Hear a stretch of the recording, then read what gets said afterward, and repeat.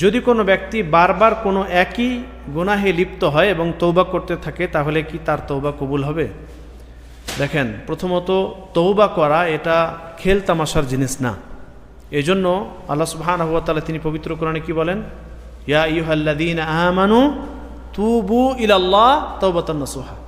হে ইমানদারগণ, তোমরা তৌবা করো। কীরকম তৌবা? খাঁটি তৌবা, খালেস অন্তরে আপনি তৌবা করবেন।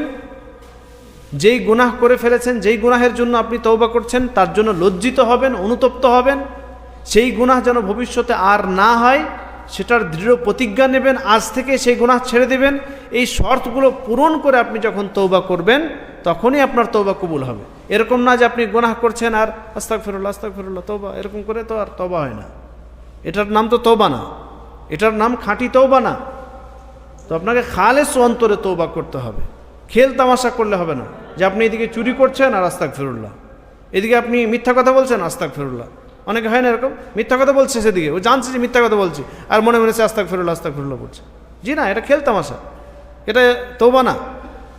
তো প্রথমত খালেস অন্তরে এইভাবে তৌবা করতে হবে, যেভাবে তৌবা করার কথা বলা হচ্ছে, যেভাবে তৌবা করার পদ্ধতি।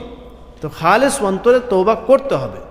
পরে যদি আবার সেই গুনাহে, একই গুনাহে যদি আবার লিপ্ত হয়ে যায়, তাহলে আবার আপনি তৌবা করুন। আল্লাহ সুবহানাহু ওয়া তাআলা তিনি ইনশাআল্লাহ আপনার গুনাহ মাফ করবেন। সম্পর্কে হাদিস রয়েছে, কোনো বান্দা গুনাহ করলো, আল্লাহ তাআলার দিকে ফিরে এলো, আল্লাহ তাআলাকে সে জানলো যে আল্লাহ সুবহানাহু ওয়া তাআলা তিনি আমার গুনাহ মাফ করবেন, খালেস অন্তরে সে তৌবা করলো, তো আল্লাহ তাআলা মাফ করে দেন। তারপর আবার যদি সে গুনাহে লিপ্ত হয়ে যায়, আবার তৌবা করে, ইনশাআল্লাহ মাফ করবেন। কিন্তু এটা খেল তামাশা করলে হবে না, বরং খালেস অন্তরে তৌবা করতে হবে এবং সেই গুনাহ একদম সম্পূর্ণরূপে ছেড়ে দেওয়ার চেষ্টা করতে হবে।